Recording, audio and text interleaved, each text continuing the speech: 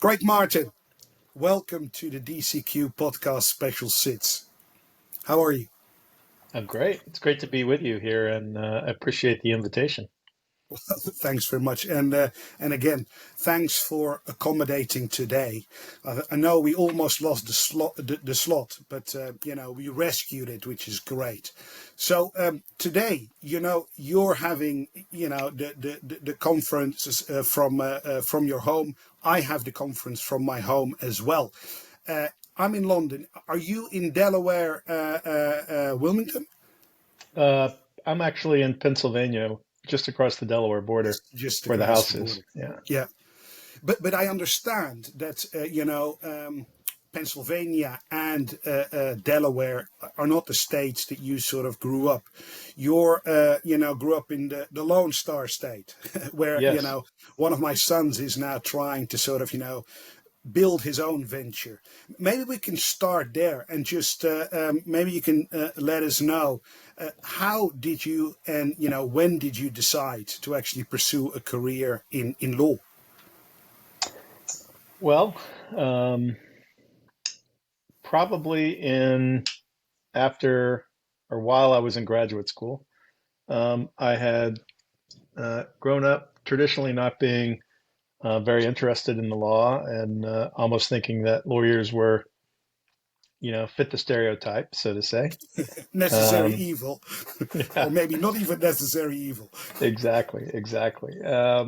But when I was in college, I thought I wanted to be a writer, and so I wrote an opinion column for the um, college newspaper. I had a weekly column, and I would clip them out of the newspaper. You remember newspaper where you could cut the article out? And I would mail it to my grandmother, put it in an envelope, write her name on it, and stamp it and send it to her. Also quite ancient now. Beautiful. And unbeknownst to me, my uncle, who was an elected judge in the county that my family is from, called Denton County, would come visit my grandfather. He was my uncle Ray was the youngest of seven brothers, and my grandfather was the oldest. And during the Great Depression, my grandfather took care of the entire family by working. So he was held in great esteem by all of his brothers. And so they would often come by and see him and just sit with him for once a week or so. And so my uncle Ray would go by and read the articles that I had written. And so he started telling me that I wrote and thought like a lawyer and that I should go to law school and that would be a great profession for me. And I kind of put that off, didn't think about it much. And then when I went to graduate school, I was around a lot of people that were in graduate school with me that were just taking a year between undergraduate and law school. And I thought, hey, these are great people. My roommate was a German lawyer. One of my close friends was doing a Marshall Fellowship at the same university I was at, and he was going from, I think he went from Stanford undergraduate. He was going to Yale Law School.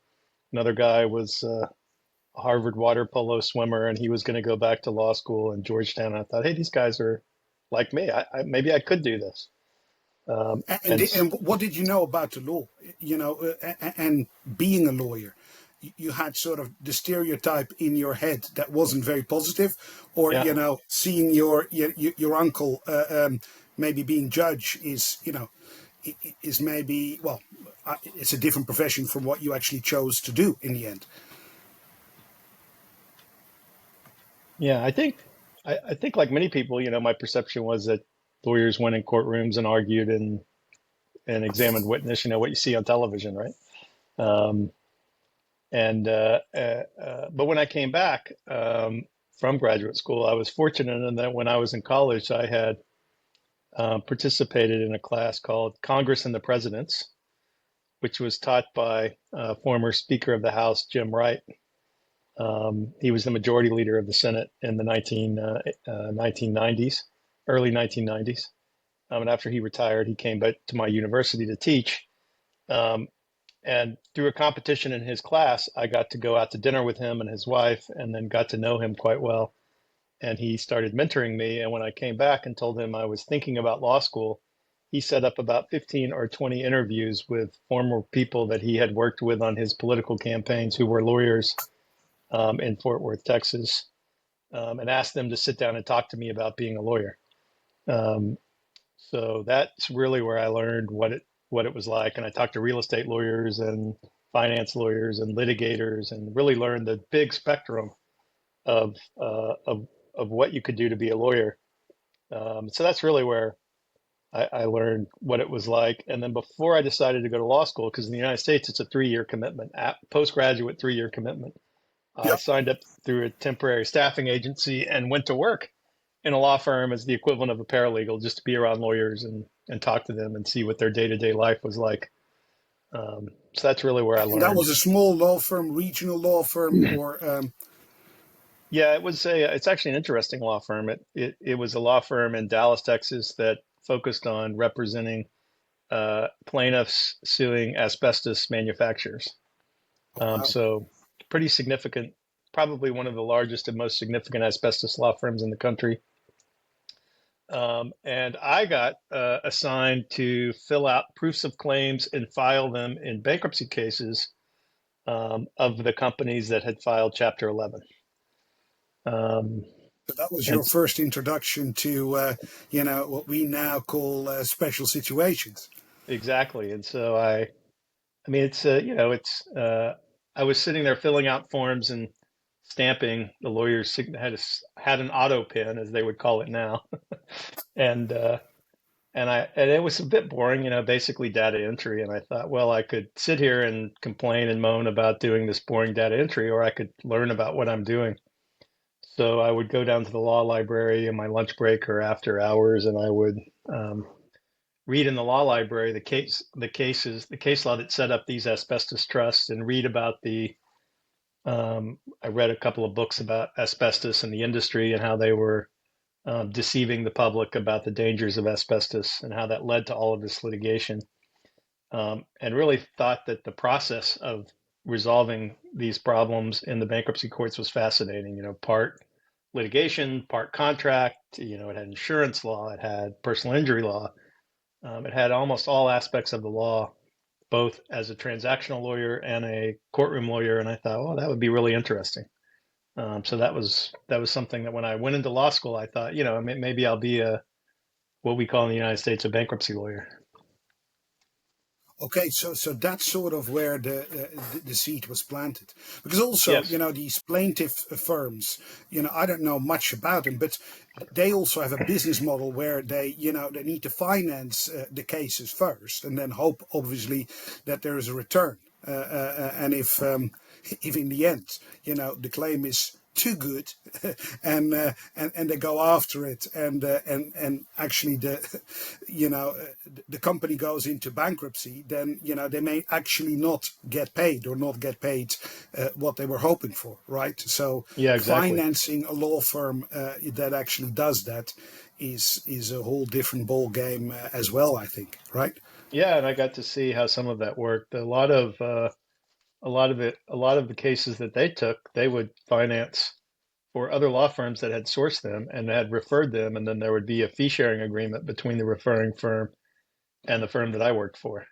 Yeah. And so a lot of times when I was in the files looking at the plaintiff's details, because I had to have the access to that to fill out the proof of claims, I would see that it had come from another firm and they had actually worked up the whole case before they referred it.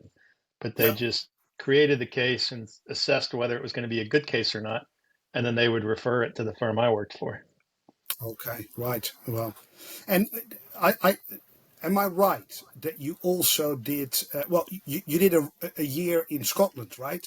Before you Yeah, went to law school. that was my graduate school. Yeah, so that's where Yeah. I was when I met um, my German roommate in graduate school. I was at the University of Edinburgh studying Yeah. literature. I thought maybe I would be a get a PhD and be a college professor, which is what my father did. So I was interested in that.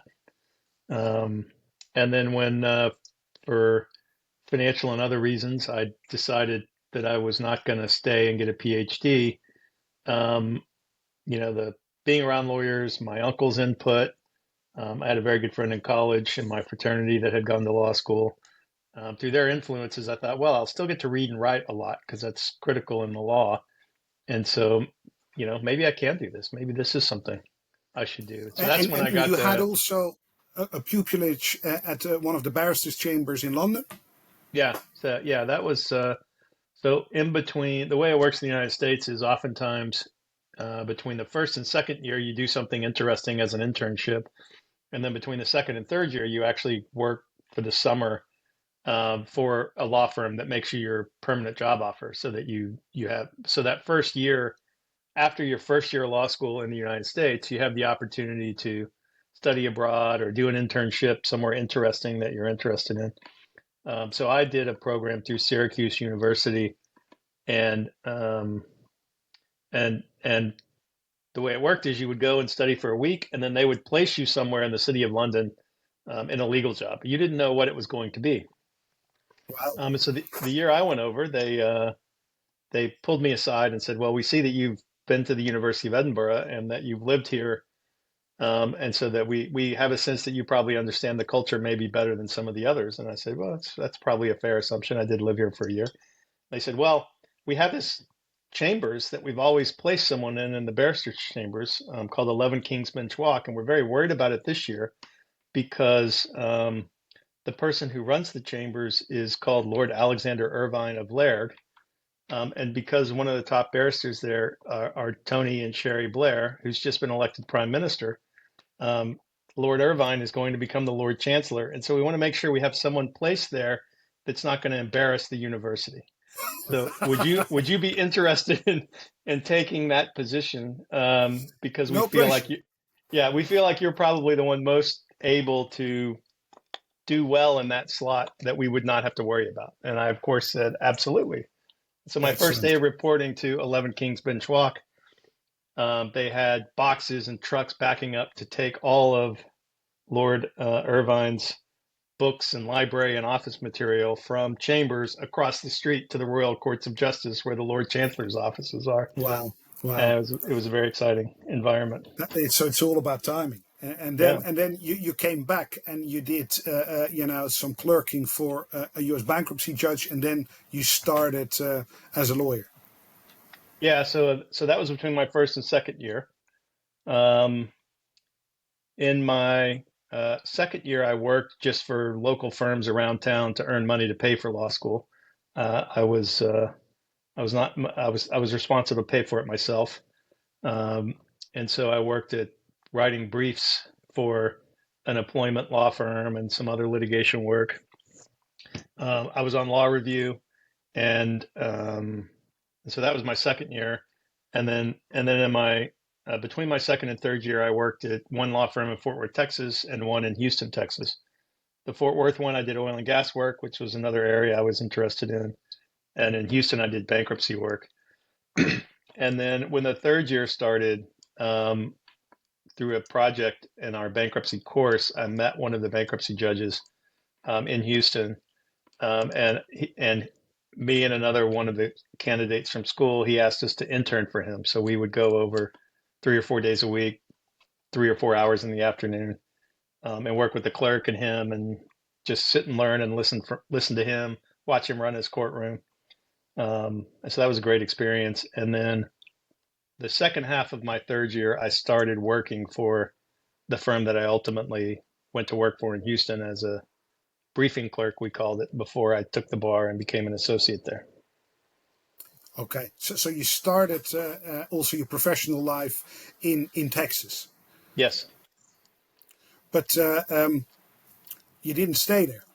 No, no. Like many stories, I married someone who was from a different part of the world, and so I can um, relate to that. and so she was actually interviewing for a job in Delaware at the museum because they have a collection of art that is her specialty.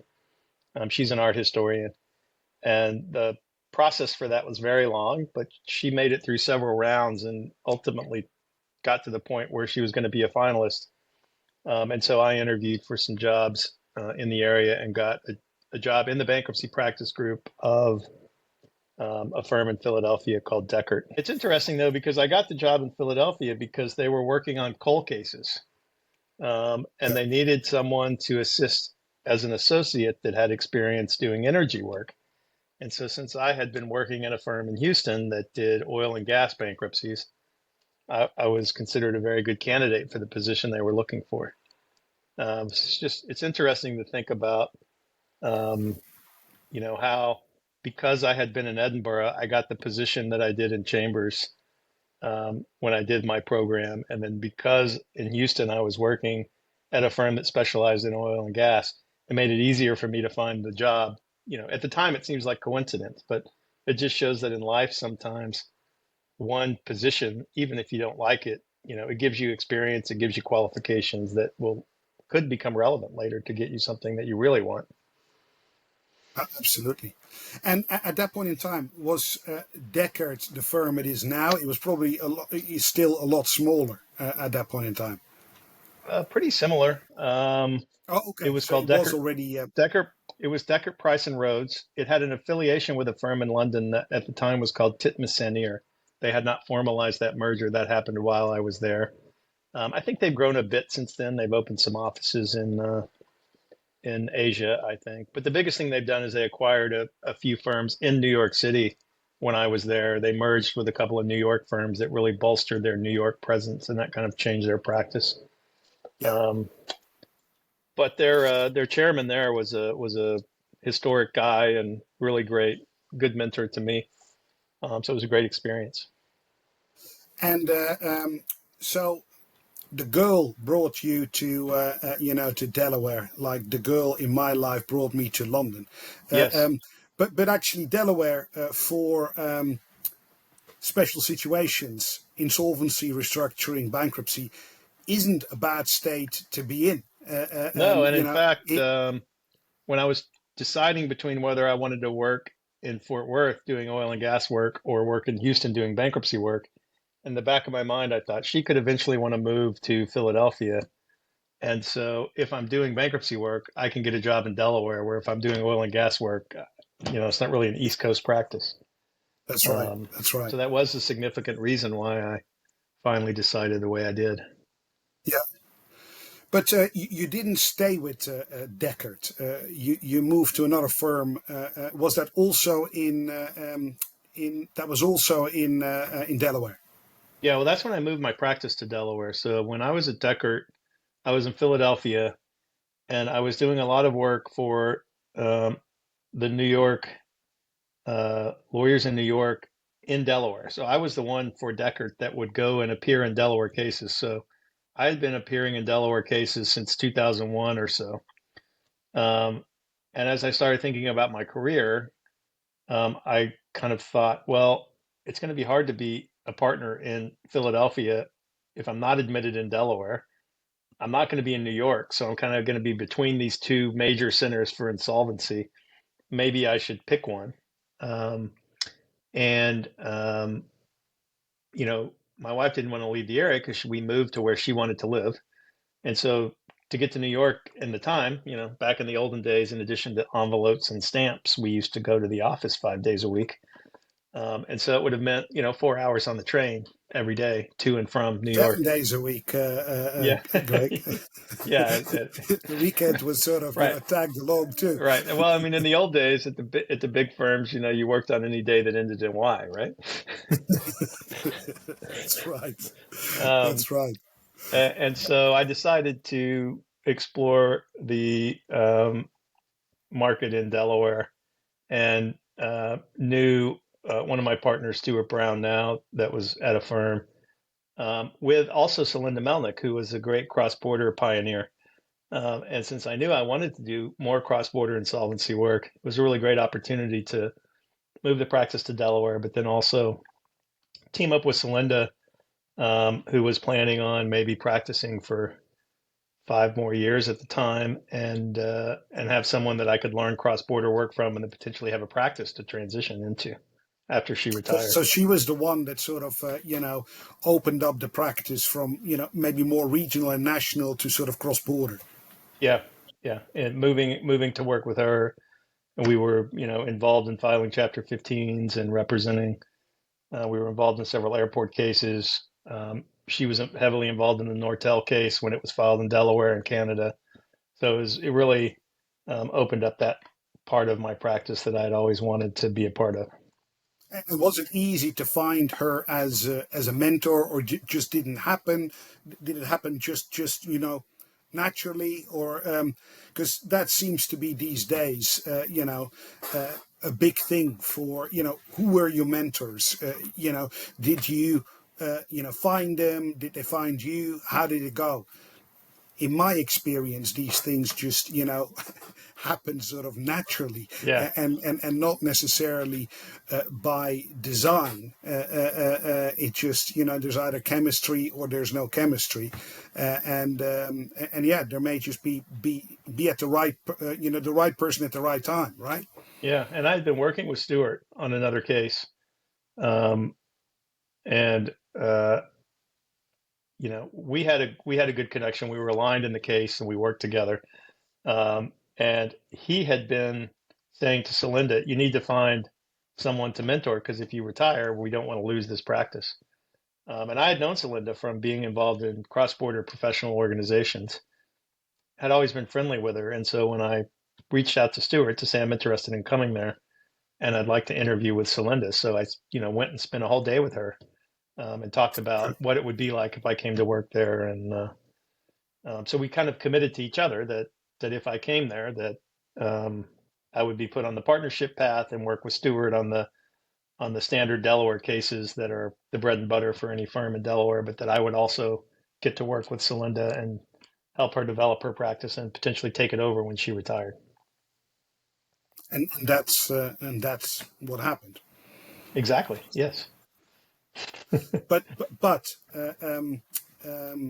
then the opportunity came to go to the firm that you are now, and you've been there for a while, and Yeah, it's 15 years. it's one of the largest firms in the world at the moment. Yeah, it's the firm that I joined with Stuart and Celinda. We ended up negotiating an acquisition by DLA. So we all left that firm and joined DLA in 2010 and opened the DLA office in Delaware. Um, so we have another partner, and the, several of us as partners joined DLA all on the same day, resigned from the other firm. We had negotiated for DLA to then acquire as many of the other employees and property and equipment, but leave behind the accounts receivable. So it turned out to be a very good deal for the other firm because we did not try to harm them economically. We tried to make it fair to them, and then we started building the DLA practice in Delaware. So, but DLA is, how big is DLA at the moment? It is several thousands Yes, of lawyers. probably over 4,000 if we counted it all up. Yeah. I mean, And we have 70 or 80 offices in 39 or 40 different countries and an affiliation in Africa. The restructuring practice itself is over 200 lawyers itself across the firm. Yes. So that is almost like that's almost bigger than the firm that you left behind is only the group that you're now the Yeah. co-head of. Yeah. So I that think, yeah. has changed things, quite dramatically from how you started, in Texas, almost 30 years ago as well.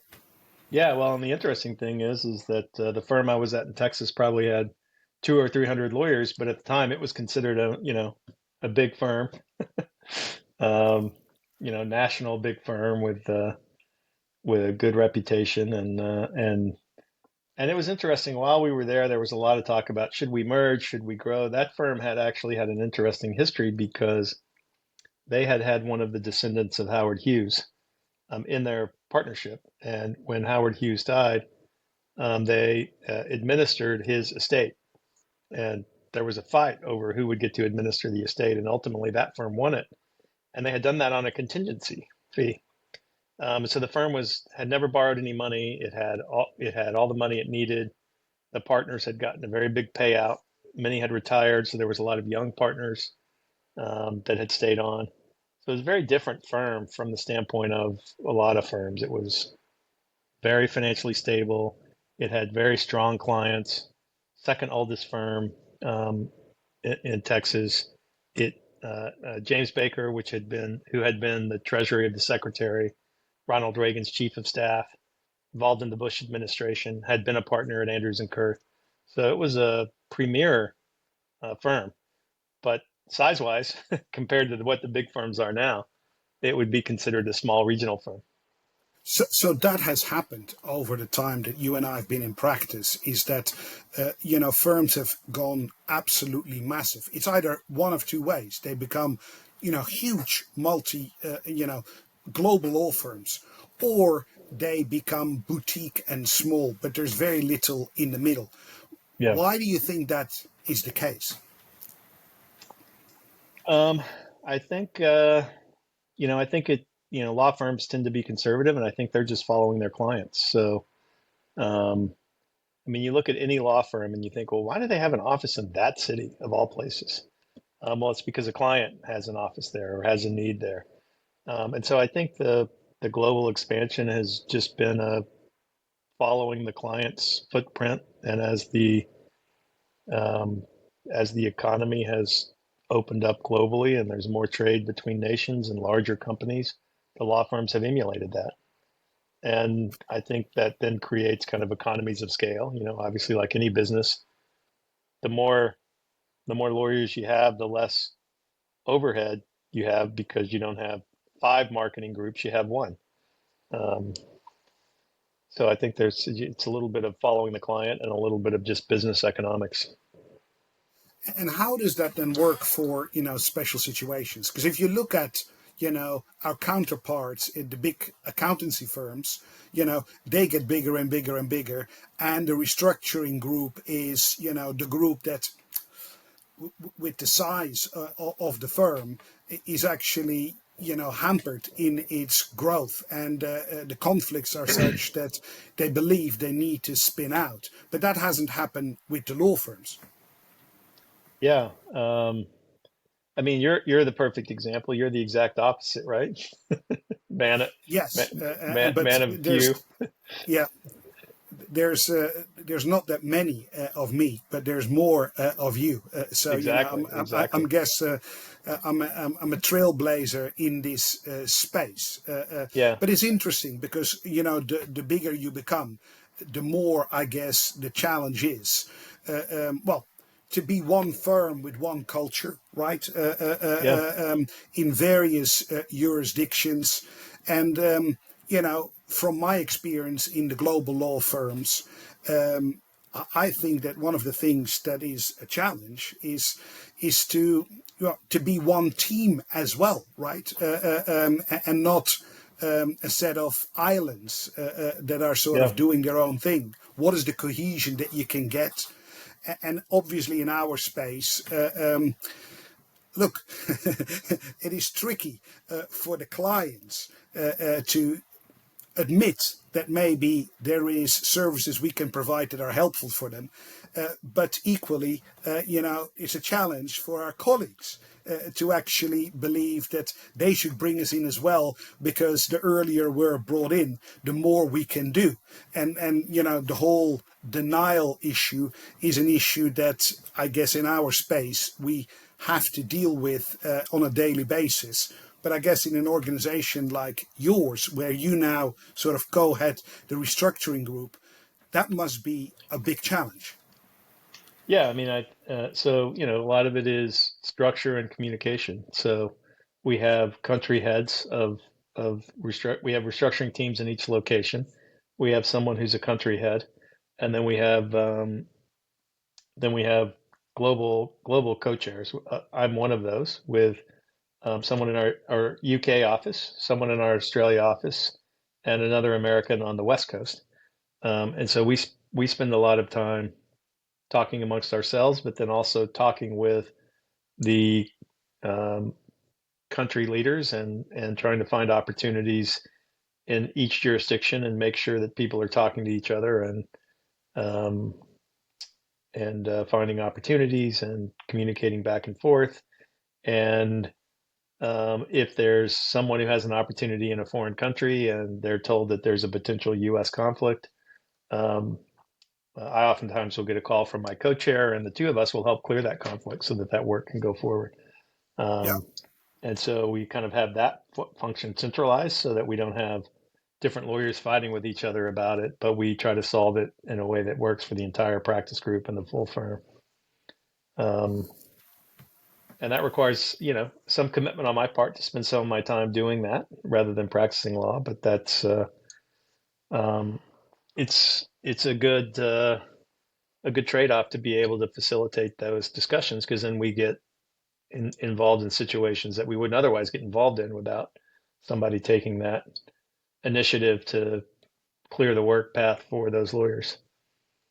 And is the aim to do everything for your existing clients, or is the aim to have the team ready to compete for, I guess, situations that come up that need the global footprint and, I guess, expertise to do it, or is it a bit of both? Yeah, probably a bit of both. I mean, um, as you know, in our our world of insolvency, you don't oftentimes have repeat customers. And it's a bit like being an emergency room doctor. Nobody comes to us unless they absolutely have to, and when they're finished, they don't want to ever see us again. Um, so, we do oftentimes get approached by organizations that need our services, and we participate in RFPs against other law firms.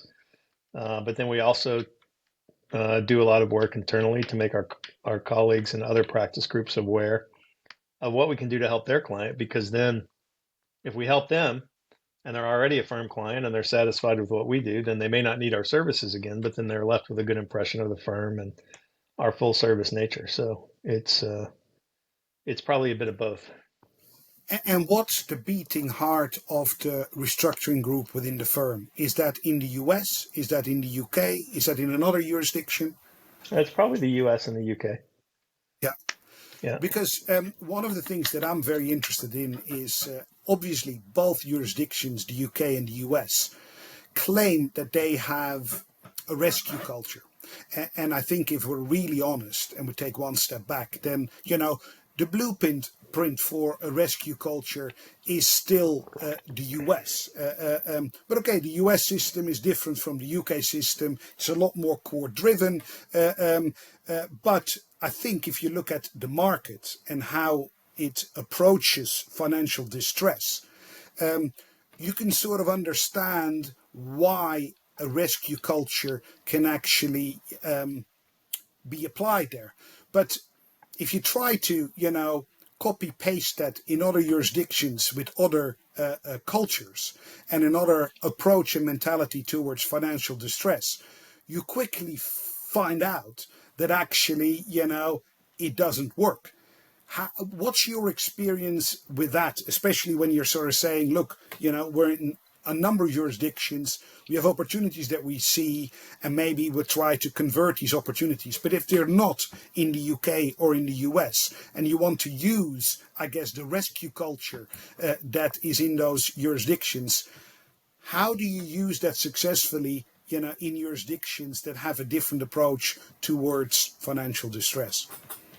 Yeah, well, I think all that rescue culture does is try to save and preserve an existing business, existing jobs, and oftentimes, irrespective of what legal system you're in, the business itself will either has an identifiable problem that could be solved from a business standpoint, whether it's a refinancing or selling off an unprofitable division, um, or it doesn't. Right? It's so far gone that it just needs to be liquidated. So, in my experience, if you can assess what the problems are that have led to the financial distress and find a business solution to them, you can find a legal system to make that business solution become a reality. Um, and even in cultures where there's not a culture of rescue insolvency proceedings in court, and if you file, it's always a liquidation. You can oftentimes find ways to um, create the rescue that you're trying for. It may be that you have to file change your comey and file a restructuring plan in the UK, or file a Chapter 11 and do a pre-pack with your creditors. It all depends on where the debt's located, what the problem you're trying to solve is. But in my experience, the best focus is on the business issues first.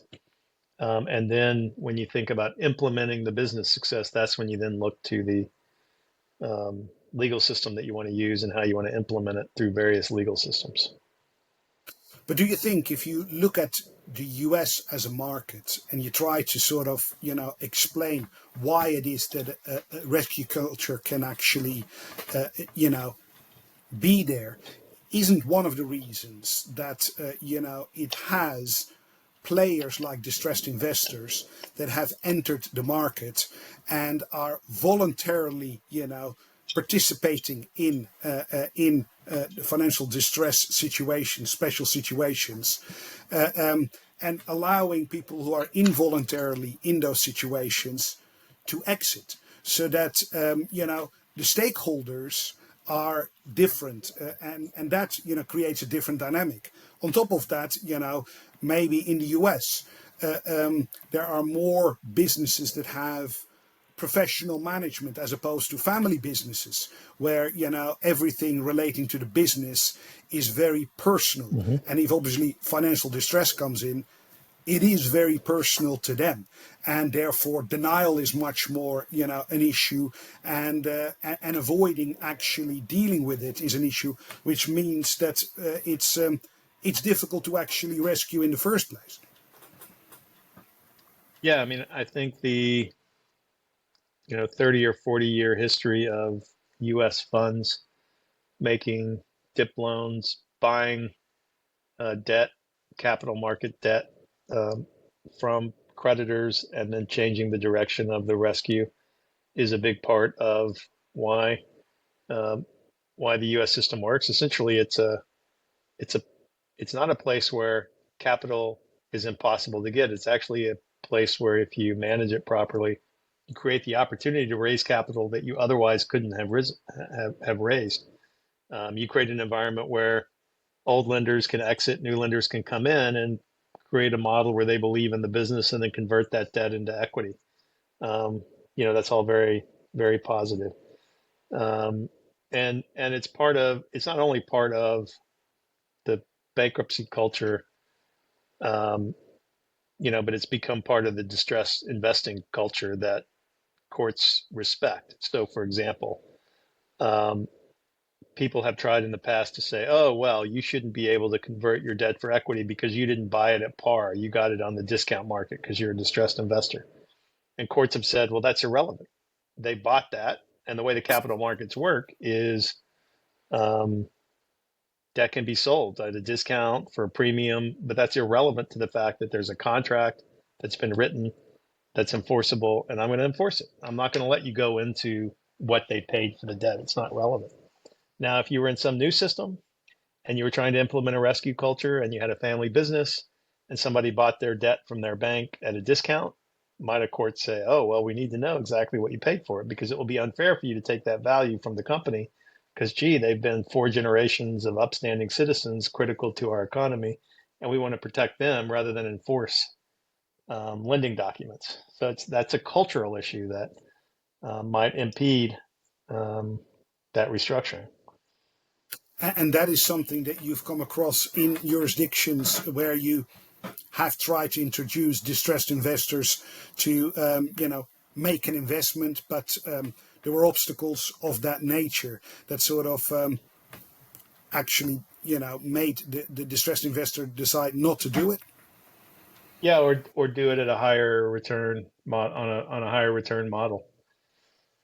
Yeah, And, yeah. I mean, and it certainly is the case when there is a family investor involved, because there are many things that families can do to protect themselves in jurisdictions. So, they can make a company that's not part of the restructuring hold 1 or 2% of the equity, and then have certain actions and certain systems require 100% of shareholders. So, the family, even though they only have 2% of the equity, is still able to block any kind of restructuring.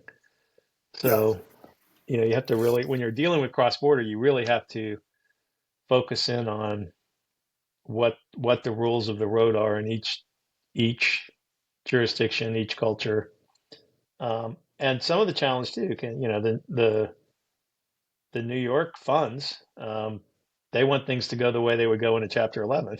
And so sometimes you have to explain to them, no, this is going to be different this time because of this rule or this regulation, or because they have a company in this country, and there are different rules. And so, that can impact, one of the things we do as lawyers and professionals is try to kind of help the clients understand what the challenges are, and don't always like to hear them, but if they exist, we're obligated to explain it to them and try to help them solve and overcome, rather than make a mistake and being the bull in the china shop that gets everybody upset and then reduces their chance of being able to salvage the business. Yeah. If you look at the negative stigma surrounding financial distress, in your experience, what are the causes of financial distress? It seems to me that a lot of the negative stigma is related to fraud, right? People associated with fraud. But actually, in your experience, how many cases of financial distress are fraud? Um,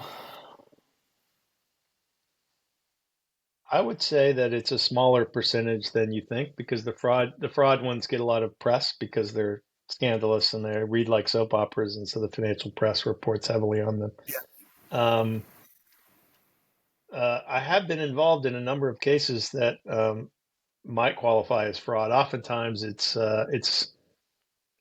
accounting maneuvers that are not lawful, that try to, is it fraudulent to report something on your account, your books and records, that make it look like you're worth more than you are? Yes, but it's not embezzlement. There are different kinds of fraud. Um, and I've been involved in cases where, once that financial irregularity is discovered, or is found out, even though the balance sheet doesn't change and there's still an underlying, what could be a good business, the creditors just get angry because they feel they've been lied to. And there can be a lot of emotions in there, and those can be very tough cases.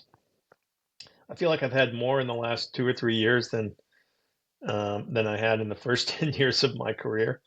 Um, and I think to some extent that may be cultural. When you have foreign businesses that invest in capital markets in different jurisdictions, and they have different rules that might be different from what's required in their home country, they might engage in an accounting irregularity, quote, on accident, or think that they're just doing what everybody else does in their culture, and therefore it's not a big deal. But under U.S. regulations, it's a very big deal.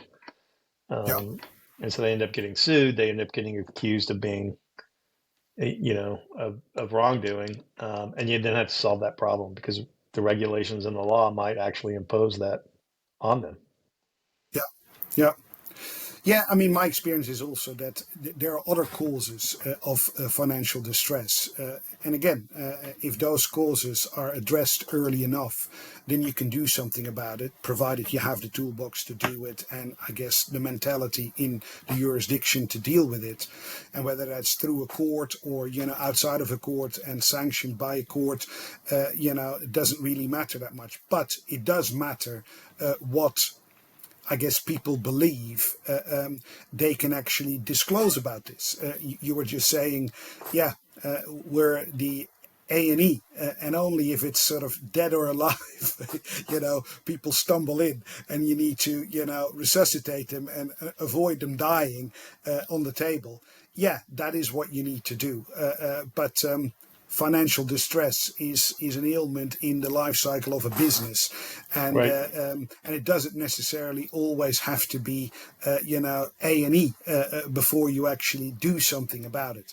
I mean, how would you describe what it is that we do to somebody who is not an insider in our special situations space?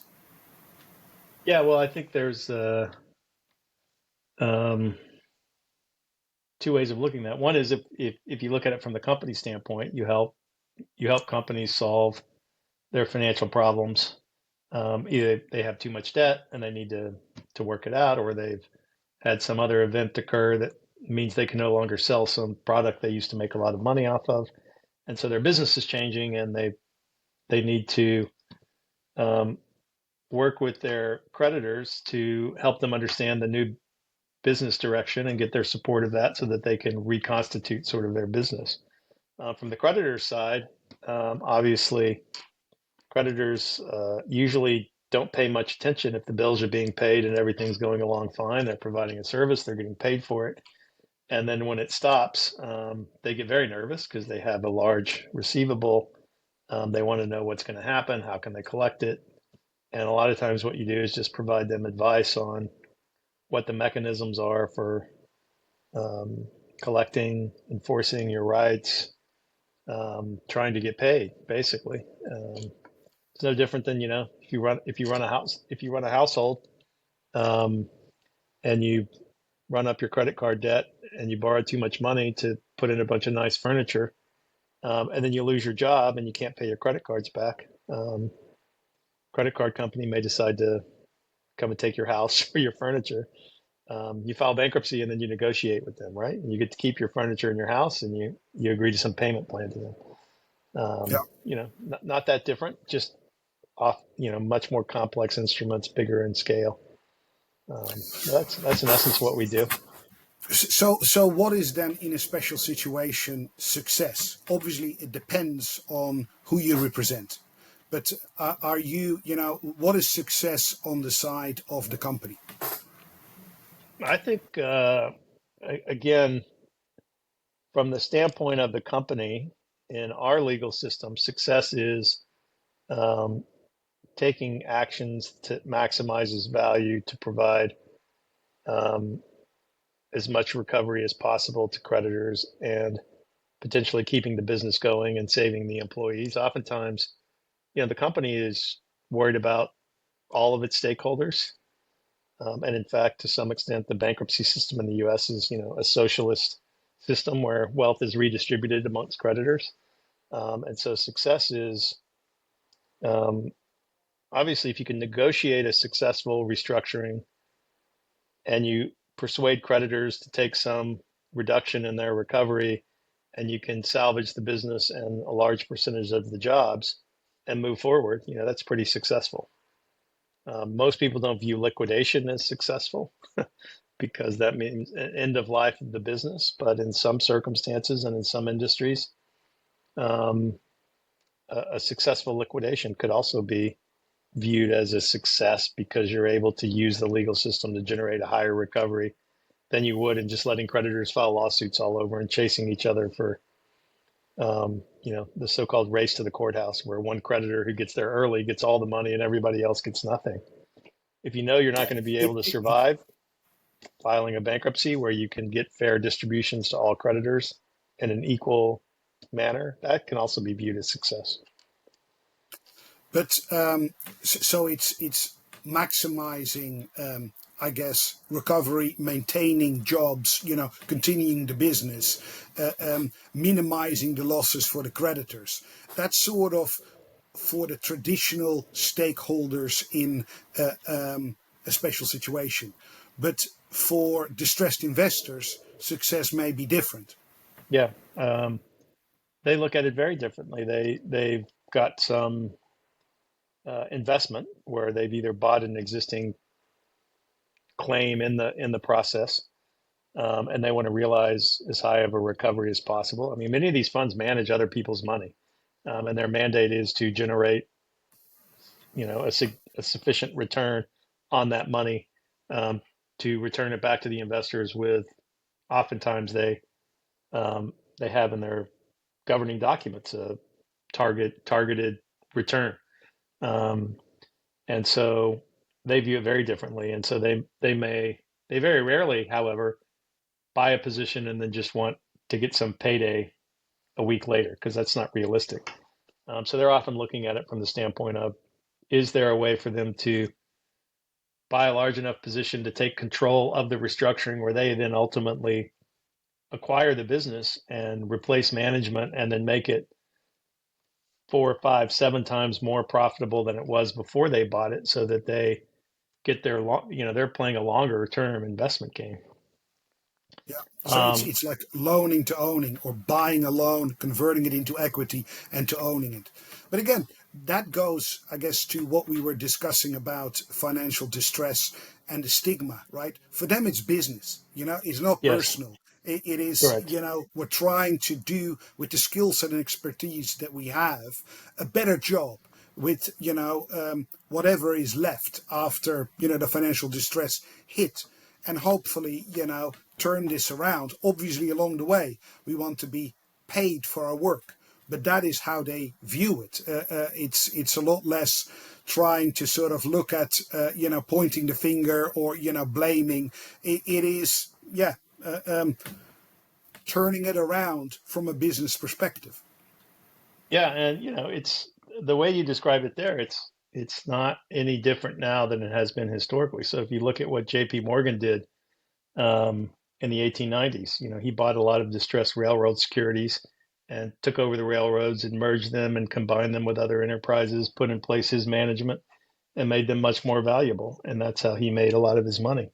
There's a book called The White Sharks of Wall Street, which is subtitled The Original Corporate Raiders, where they would identify companies that had strong potential but had weak balance sheets, and they would buy the securities and take over the company. Um, there was a guy from Houston in the 1930s, 30s, late 20s, 1930s, that was very wealthy. Um, and he was instrumental in the Great Depression in helping the Roosevelt administration run something called the Resolution Finance Corporation, where they bailed out banks. And he used a lot of his personal money to bail out banks and acquire a controlling stake in them. So historically, at least in the U.S., there's been this culture of identifying weakness, short-term weakness, and then long-term value, and then finding a way to unlock that long-term value using an investment mechanism.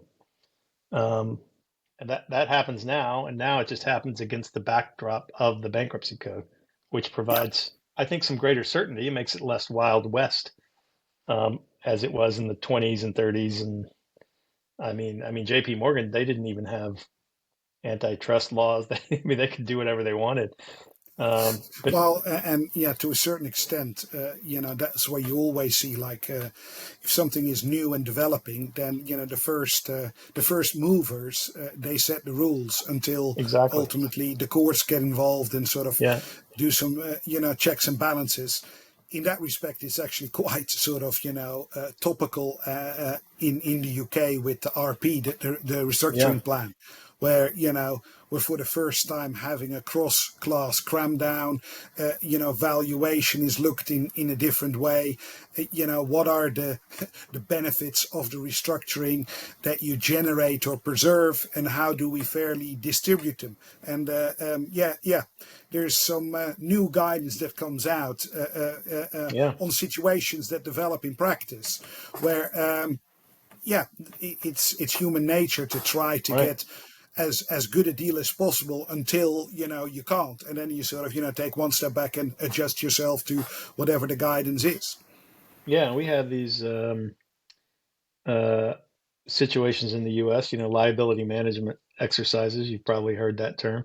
Yeah. Um, Well, and um, there's been some court decisions that have called into question the way some of that's happened, and people have to adapt to that. And um, even a Supreme so Court what case that is what says, is in your view liability management? Because there are various ways of looking at it, I guess, and there's yeah, various I guess scenarios that you can think of. But what is it in your view?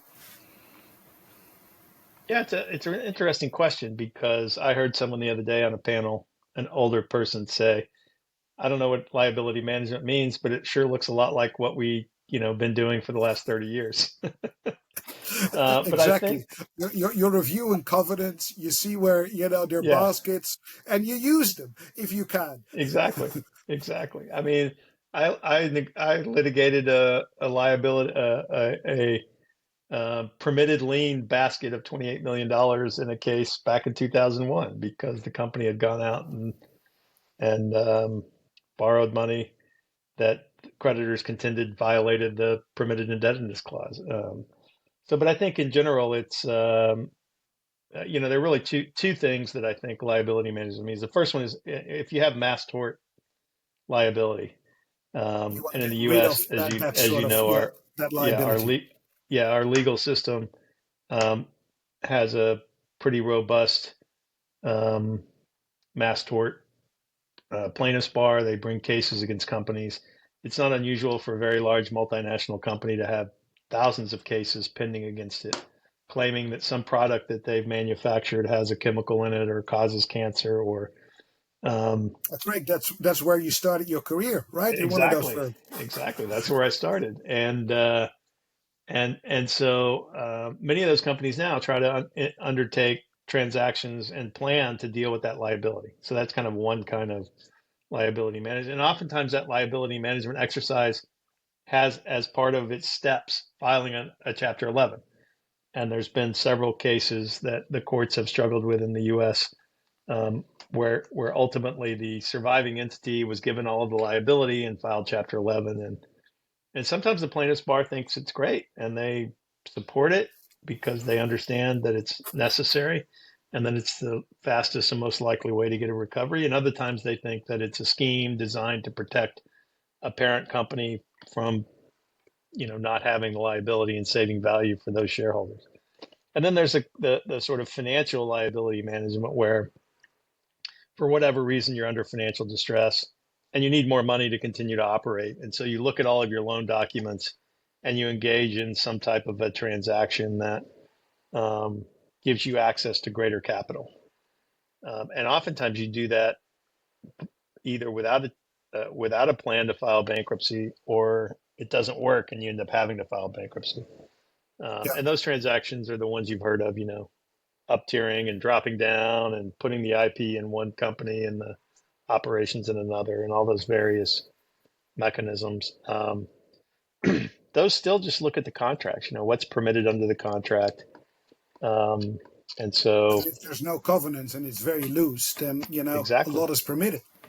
right. And now you can go and find sample contractual language to get your CERTA protection or your anti J Crew clause, or and now Yeah. these kind of liability managements are described by the cases in which they were litigated in the courts. Um, but at the end of the day, it's all about finding capital, either solving some large liability that you can't ever expect to pay, or generating additional capital to run your business so that you can try to continue to survive. Yeah. So it's interesting because we sort of, went into a couple of things that lawyers do. You review documents, see where the baskets are. You may need to go to court and, file a proceeding. If you look at, take one step back and you look at, your career as a lawyer in special situations, what would you say is, mastering your trade? What is it that you need to have in order to be a good and successful special situations lawyer? I thought about that at one point in time, and I wrote down a list. Let me just find it here that I carry with me. Okay, no, it's good. Because, yeah, I mean, sort of, it almost goes back to, I guess, how we started. When you and I All right, here started. we go. Here's the name of this card. This is written in Oh, fountain pen. You remember fountain yes, pens? this is good. Skills to be a good bankruptcy lawyer. I have 1, 2, 3, 4, 5, 6, 7, 8, 9, 10 topics. Right, good. Interview skills. So questioning witnesses, talking to management. That's number one. Number two, oral advocacy. That's talking on your feet in court, being able to persuade a court, but it's also being able to give confidence to a room full of directors when you're talking about financial distress. Um, Obviously, written advocacy, writing briefs, writing presentations to creditors, committees, and boards, and writing a compelling and persuasive advocacy piece. Um, understanding and being able to make strategic decisions. So I call that strategy/decision making. Being able to adequately engage in conflict resolution outside of court. Having good negotiation skills. Having a fundamental understanding of accounting and corporate accounting, balance sheets, cash flow statements, Numbers. income statements, exactly. Having good financial valuation knowledge, understanding investment, private equity, venture capital modeling approaches, and understanding how the statutes work and being able to research and understand the legal principles that apply to a bankruptcy situation. Those are the 10 topics that I wrote down, I don't know, maybe 10 years ago. And do you think that that is something that a lawyer needs to have, or an IP, a financial advisor or restructuring professional, or does it really not matter that much whether you're one or the other? Actually, what they do I think, is fairly yeah, fairly similar, just from a different yeah. perspective. I don't know about you, but I've certainly worked with financial professionals who understand the legal system as well as any lawyer, and I've worked with lawyers that understand financial and accounting better than any accountant. So I think I wrote that down as a list from my experience of what I thought you needed to be a good lawyer Yeah. in this in strategic. I mean, in special situations, insolvency and bankruptcy. But I think you make a fair point, which is you could apply that list to the financial professionals as well, and it would translate pretty well. Now, Because you, obviously, yeah, a lawyer might be better at oral advocacy than an accountant, and an accountant's going to be better at the balance sheet and accounting knowledge than the lawyer. But both can have some skills in that enable them to assess whether, I mean, if you're an accountant and you've been made chief restructuring officer of a company, you're going to have to potentially hire a lawyer. So, which one have you seen in court? Which one do you think is good? Who have you negotiated with opposite the table? You want to hire someone that has these skills, right, to complement you and yeah. provide you with your services.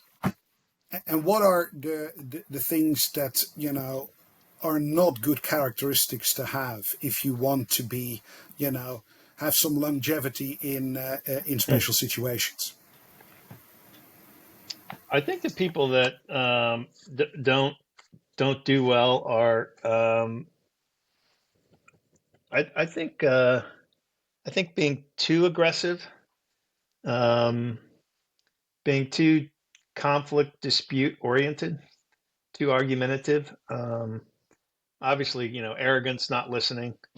Um, I think a lot of people fall into the trap of we've got all the money and we're going to make the rules and you're going to do what we say and I don't really care what you tell me. And they turn off their listening function and they may actually overlook something that's critical. If they're a bit more humble and listened a little bit to management, they may say, look, this is what our model is and this is what we're going to do. But I understand what you just said and we're going to adjust our model to address it. Rather than, look, I don't really care what you had to say. We've already figured this out. We've been analyzing your company for a year. Trust us. This is what you're saying is irrelevant.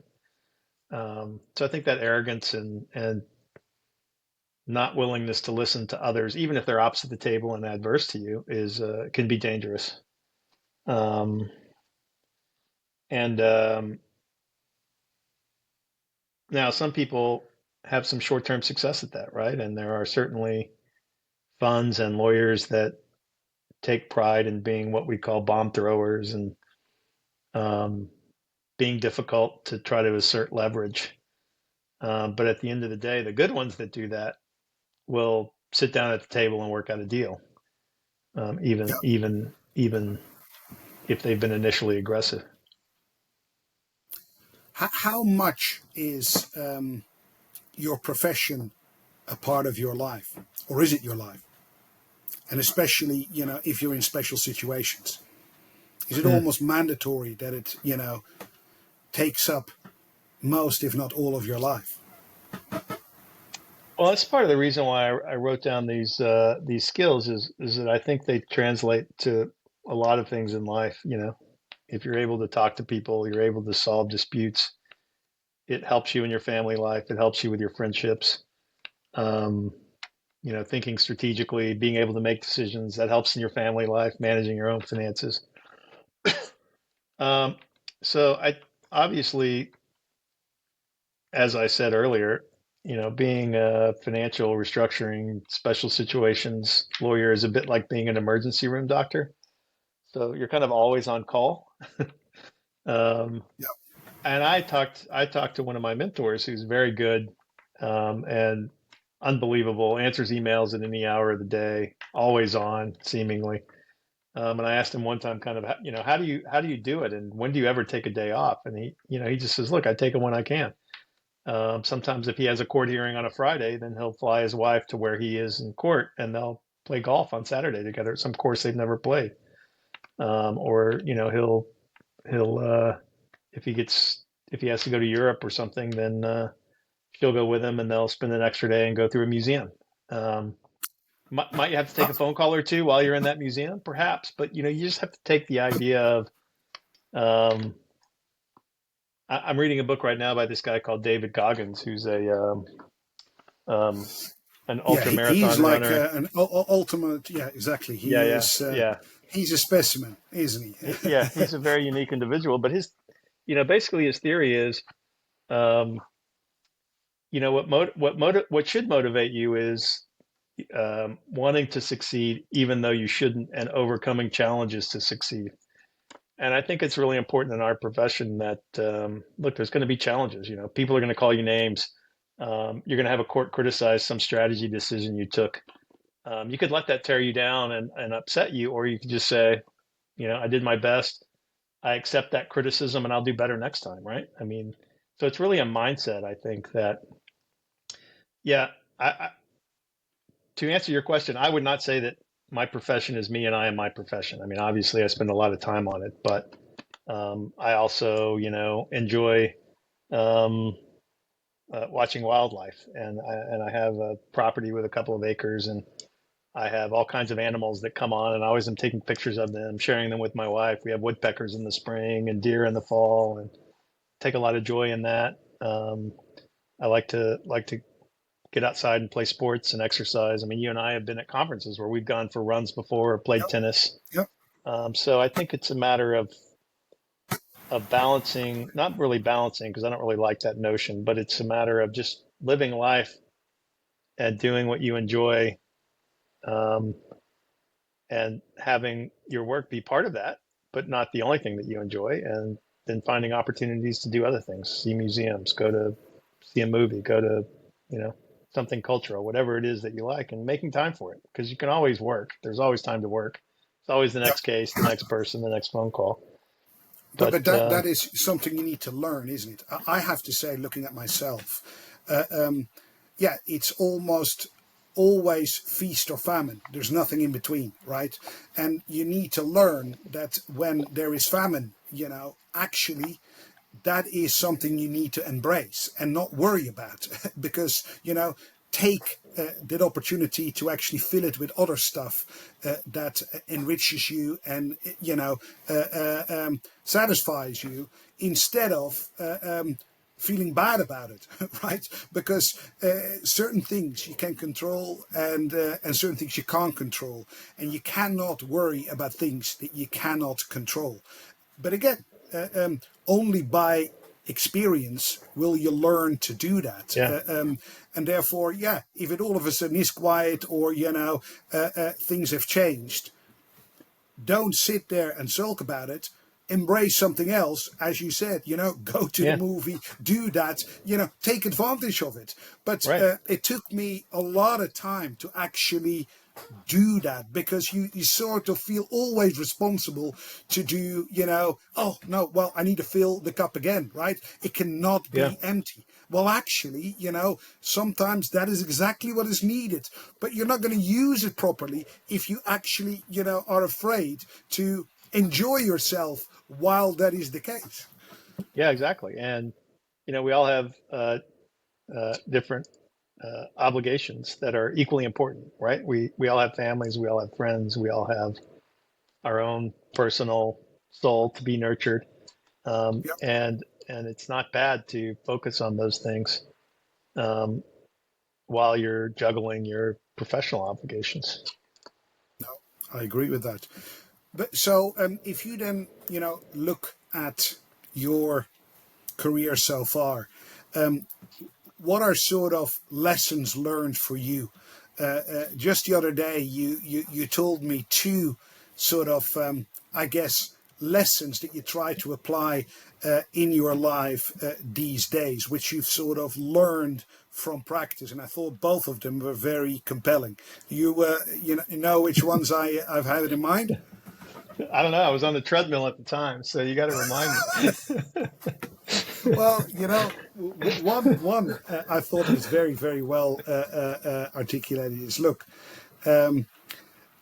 what you sometimes are taught to do is put yourself under pressure by self-imposed deadlines, right? Yeah. And yeah, you can stress yourself out tremendously, especially if you're a very ambitious person, and maybe you also need to just, stop that at a certain point in time. And actually, there's stress enough, and you don't need to add stress by self-imposing deadlines that you can't meet, and you need to be adaptable to things. It's not like Yeah. you always need to find an excuse not to do it, but beating yourself up on things that, are fluid, it's not very helpful. I thought that was actually, a very Yeah. good point to make. Yeah. No, and I think you and I had the benefit of practicing law before we had emails. Yep. I remember when we used to get letters from opposing counsel, and you would have a day or two to write them and respond to them. Yeah. And you would think them through, and you would confer with your colleagues. Now we all just immediately fire off to the emails, and we feel like everything is of equal urgency. And I think that it's sensible to think about, not everything has to be A-type personality priority where everything has to be done instantly, and you got to pull all-nighters all the time to respond to all your emails. And that you can block out an hour or two to catch up on your emails, and that's fine. But it's okay to have a to-do list every day and prioritize 3 or 4 things and get those done, and then move the other 17 things to the next day. Yeah. Because I think in it, I mean, you kind of said it, right? We don't ever want to. We all think, God, wouldn't it be great to finish our to-do list? This is something that the chairman of Dechert taught me. Wouldn't it be great to finish our to-do list? Well, then what, right? You're going to sit Yeah. and twiddle your. It's actually better not to finish your to-do list, because then you have a to-do list for the next day, and then you wake up motivated because you got a to-do list. And It so, is. I mean, the counter to that is obviously if you have a to-do list that is too long, it doesn't open you up for opportunities even right. when they present themselves, because you're so focused on doing your to-do list that you miss things that are around you that actually you should be open for. And that is, that is Yeah. the balance, I think. And if you have 5 or 6 things on your to-do list and an opportunity comes up, Yeah. you have to have the experience to say, okay, this opportunity is great or really requires my attention, a very important client. It's obviously an emergency. What can I set aside? What do I need to delegate? Who do I need to call and say, look, I've got to get another couple of days for you on this project because I need to take this one. And I think that when we're younger, we think, oh, well, we can't call someone and say, can you give us a couple extra days because they gave us a deadline. And so I just got to stay up all night and I not talk to my family and but I think the longer you do it, the more you realize people are actually human. And if but you have you need to manage expectations, and yes. I think that is sort of the thing that I would always tell junior people is like, look, it can happen that things take a long more than you thought, right? But communicate, be there, manage the expectations, because if the person who's given you some work has to chase you and then find out, that's the worst. But if you're, quick enough to realize this is not going to work, I'm actually going to, try to manage it. Heads up, then, that's fine. And that's what I a lot actually of had things, client. I was fortunate enough to have a partner just tell me that flat out one time. Call me and say, where are you on this project? And, I had to be honest and say, look, I haven't started. And he said, look, I relied on you to have this done by this date. And I told the client, and I shouldn't chase you. You should have called me affirmatively and said, look, it's going to be another day. or two, Exactly. because then I can Yep. manage the client. But Exactly if right. I'm expecting you to do it and you don't communicate with me, then you put me Yeah. in a bad spot. But again, it's almost the same as financial distress, right? It's denial. It's like, oh, I Well, know what you're actually the hot potato is there. I can't deal with it. I don't know about you, but when I was younger, I thought, well, I got hired to do this stuff, so I'm supposed to figure out a way to get this done, and whether it means I stay up all night or I sleep under my desk, or I just thought I was afraid to say no. I was afraid to say I can't get something done because I thought, well, everybody always Yep. gets everything done on time, and Yeah. um, I've learned that that's not always the case, and it's not always possible. No, no, that's right. So, as a person, Greg, are you somebody who is motivated by encouragement or discouragement? The carrot or the stick? Hmm, funny. I think, and this goes into this Goggins book I'm reading. I think the answer to that from most people would be encouragement. But I think if you think about the times when you felt most motivated, it was when you had been discouraged by someone telling you you're not competent to get a particular job, or you're not, You you're can't going up, do this. right? You're going up against a bigger firm and they're going to crush you. Those are the time. It's that kind of fear of avoiding negativity that actually is potentially more motivating than someone just patting you on the back and saying, "Hey, that was a great job. Do it again next time." Um, and I think there is a cultural undertow that we're supposed to all tell each other how great of a job we're doing, and that that's what really motivates people. But I'm not really sure that it does. Well, I'm currently thinking about that very question based on this reading that I'm doing. So it's a tough question right now to answer. it's well, I mean, maybe another sort of follow-up question on that is so failure, right? I mean, financial distress associated with failure. What is failure, and how important is it? To actually experience challenges in order to be successful. One of the things that I've always, told everybody, and I still think it is true, is that, and maybe that is why you have a rescue culture again in the US as a blueprint for it, is the mentality there is that okay, if you do something, there is usually encouragement and support to do it. And if it then doesn't go the way it's supposed to go, then actually, people are not sort of writing you off forever. It's like, okay, they'll look at what do you do then? You fall down. How do you get up? And do you then sort of move forward, take the lesson learned from it, and actually do better and have another go? You need to have another go in order to be successful. And most of the real success stories, they look as if they, happened overnight. But if you actually look at it, it was, 10 year in the making with ups and downs. And then all of a sudden, it tips over to success, but only because there was hard work, persistence, and endurance of challenges going before that. And I think, you need that. You need that as a mentality. I think still the UK and Europe and the Netherlands is too much focused on the beaten path, and if you do something outside of that, it's always focused on what could go wrong, and the discouragement of it if it then goes wrong. See, I thought so, and yeah, that's not very helpful. Yeah, I think there's two old sayings that I think encapsulate well what you're saying. The first is, you don't ever learn from your victories; you only learn from your defeats, right? Um, because when you win, you think you did everything right, and when you lose or fail, you think, oh, what could I have done better to win? So that's actually when you learn the best. And then also, your true character is shown in times of failure and distress, and how you bounce back from that.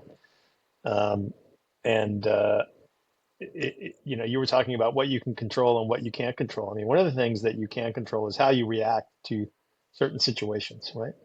So when you're faced with a situation of failure, you have a choice. Do you let that failure define you and do you get beaten by it? Or do you say, okay, I failed. What did I do wrong? How could I do it better next time? And I'm going to give it another go. Um, and that's a choice you make. Yeah, Um, and so I think you're right, which is Um, Failure should not be viewed as a negative, so long as it's properly managed, appreciated, learned from, and takes you to the next step. Yeah. And is there anything sort of in your life or your career that you sort of learned that lesson yourself? And yeah, maybe something that looked as if it was a failure, but actually came out stronger in the end, and you learned along the way.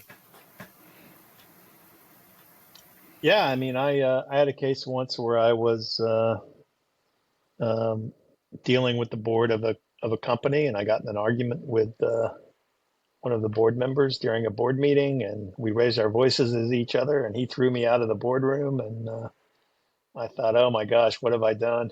So I immediately called the managing partner of the firm, explained to them what was going on, um, and um, I um, I then was given the opportunity to meet with that board again and to express my regret and apologize for the way I'd conducted myself, which I did in order to continue to stay on the engagement. And then I thought about what had happened and realized that in studying the law, we didn't always learn um, uh, how to deal with people and dynamics. And so I sought out and found a course called Organizational Dynamics at a university here in Philadelphia, and I'm now working on a degree. And I've taken several classes and have just to finish my paper, and I'll have a master's degree in organizational dynamics because I thought part of the reason why I failed there is because I didn't really appreciate and think through how the person I was interacting with might view the situation and how my advice and the work that I was doing should take that into consideration rather than just, saying this is the way restructuring works and you have to do it this way. And if you don't do it Wow, this way, you're breaching your duty. And because that's so. Actually, you that was the basis for actually, doing a master's in organizational yeah, dynamics. Wow. yeah, because that situation and the quote trauma around it caused me to self-reflect on lack skills that I lacked that I needed to improve on to be better at what I do. Um, and so you had a couple of things that you needed to do in that course. I think that I read somewhere that one of the things you did was look at intergenerational issues in law firms. That's very interesting, I think. Yeah, Uh, uh, um, because I mean, we're different generations. We're not better or worse. We're just different. But you need to have an awareness of the differences. And what we're doing today is very much sort of looking back and considering what has changed. But obviously, younger generations that stepped in haven't seen that before. Their perspective is slightly different. So what has come yeah. out of those soundings that you've taken? Well, I mean, one of the great things about that course, I think it was called Intergenerational Challenges, Conversations Between Baby Boomers and Gen X, Gen Zs, I think is what it was called. But being around as part of that, there were actually people that were two generations beneath me that were in the course. And it was really fascinating to talk through with them the stereotypes that are imposed upon their generation, how they perceive them, to understand that, to think about someone who's 20, 25 right now was only 2 years old when 9/11 happened, right? So, we were 30 when 9/11 happened.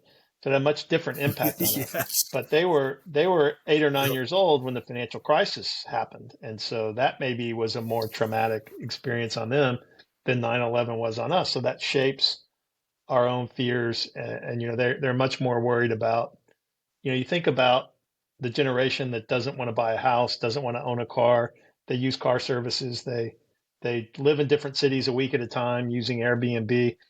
A lot of that's driven by the fears that were created on them when they were 8, 9, 10 years old, and the world collapsed financially, and there was all this stress around debt, and so now they created a core value of not incurring debt and instead having positive experiences, right? So that's just different that's a different experience for that generation than our generation, where um, because of, you know, 9/11 and some of the terrorist activities in the 80s and 90s that we experienced, we seek stability, comfort, certainty, right? So because of our upbringing and time that we were born, we just have different things that drive us and that we value.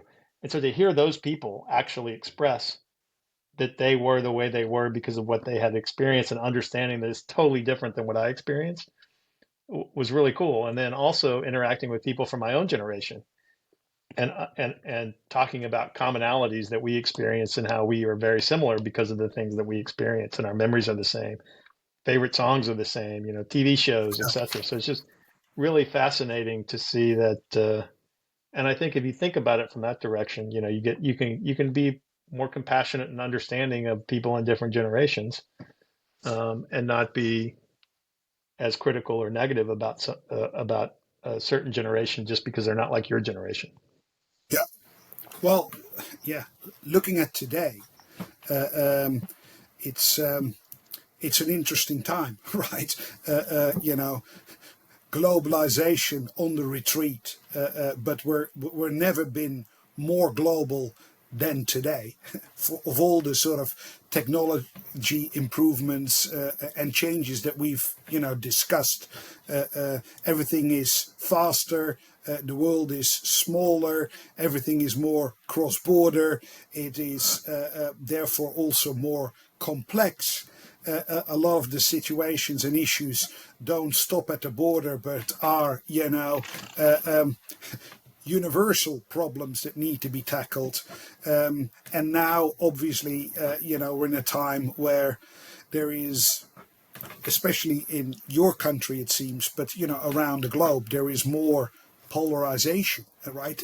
In at least the political arena. Um, and there are, the tariffs, the fact that, territorialism and sort of, focusing on your own sovereignty and jurisdiction seem to be, much more in vogue these days. While in our space, you and I, on cross-border insolvency, we were very much, rooting and hoping that we're moving more and more from territorialism to universalism, and sort of, we're in between with modified universalism at the moment. But yeah, will that continue to go in the direction that we've seen it go, or will there be a retreat?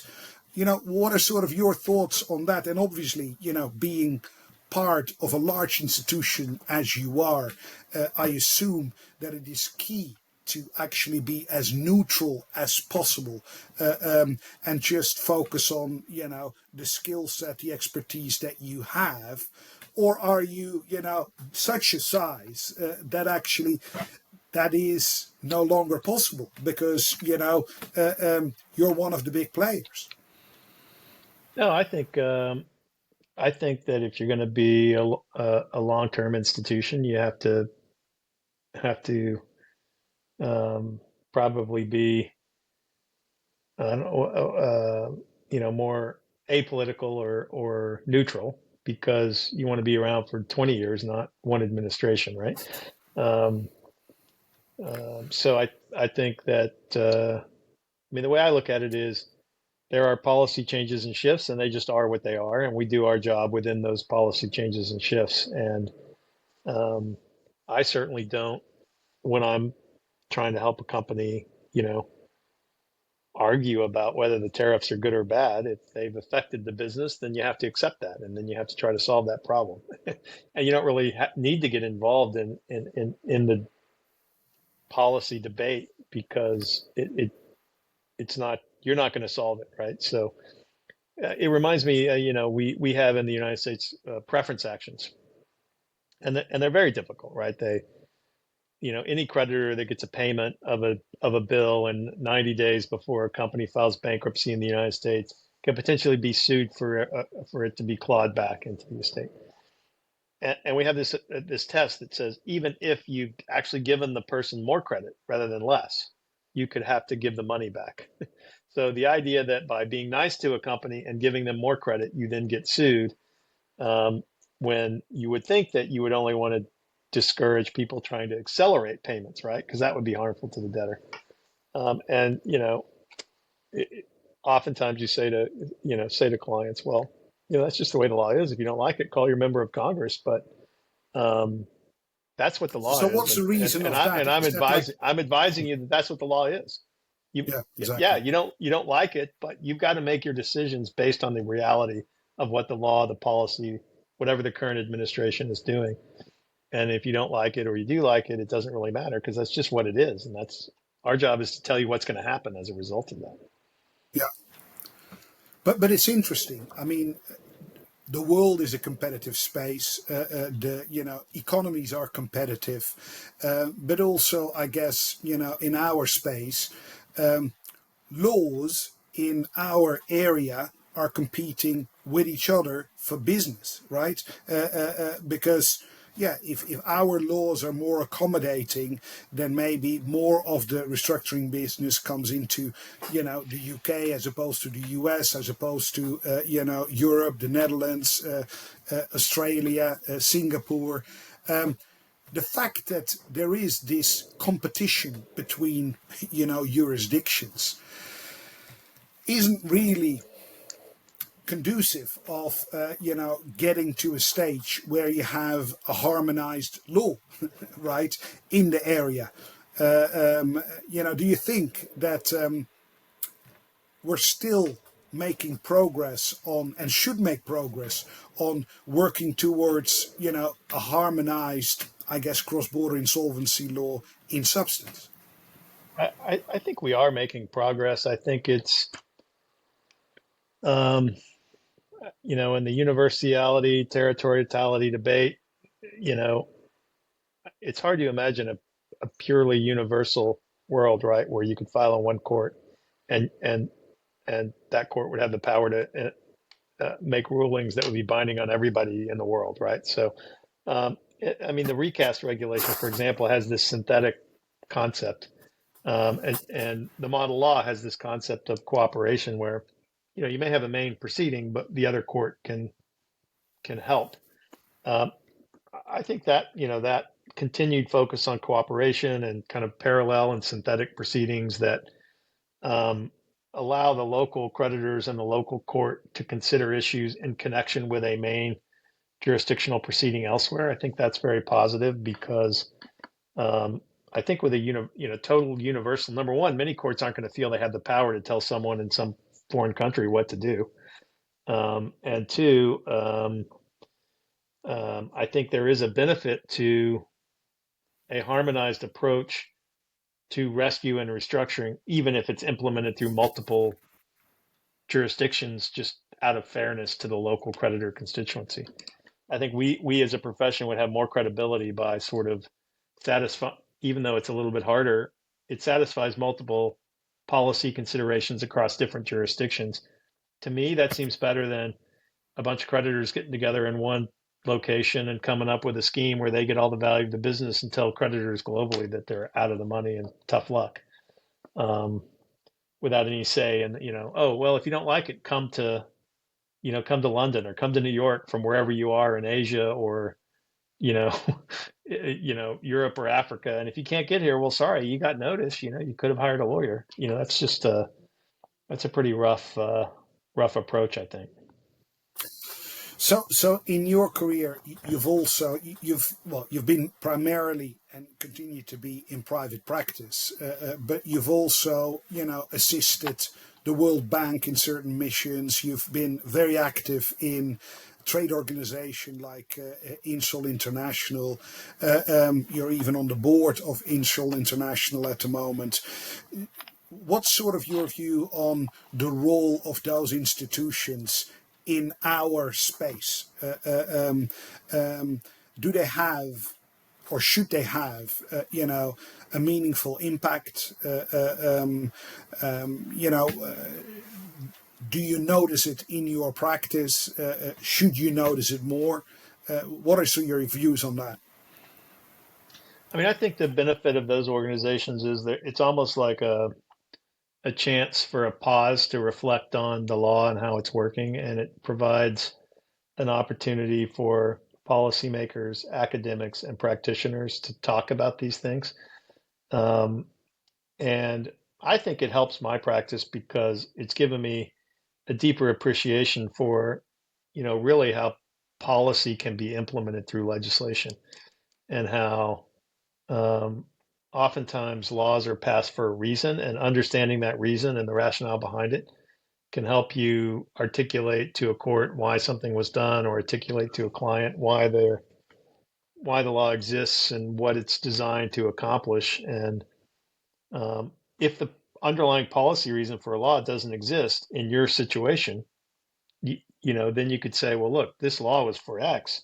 We're doing Y. So we can deal with the law because we're not doing X, but it could be imposed against us because once it gets written down as a law, the policy and the academics kind of all fall away, right? But if you have an understanding of that policy and how things were formed and why they were formed, I think it gives you a better ability to advise clients and argue for outcomes in court. Well, and I can also imagine in your role in the firm that you are right now, trying to sort of build a cohesion within a cross-border team of restructuring, lawyers in various jurisdictions with various sort of backgrounds and cultures. It is good to know how a problem can be approached from various angles, and the policy has usually to do with experiences on the ground, which may be very different from jurisdiction to jurisdiction, and therefore you understand these differences better, and hopefully that will help in in getting one team with sort of one approach, because you can understand where they're coming from.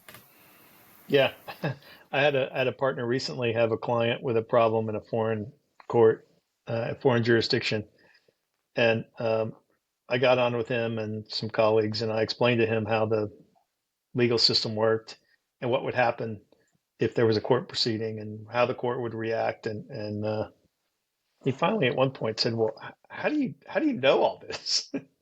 And I said, "Well, this is what I do for a living. I've actually litigated 3 cases in that foreign court over these very issues. So, I mean, I use local counsel, but I've been involved in situations interpreting this law in that jurisdiction, and the same judge will get assigned to it because he's been assigned to all 3 of them, and he will. This is how he's ruled on these issues in the past, and it's a fun thing to be able to do, I think." Yeah, yeah. So talking about cases, are there any sort of cases that stand out, in your career so far, that you'd say, look, that was actually a very rewarding case for me, sort of a highlight in the career so far? Yeah, well, it's funny because I once heard that many lawyers only have one career case.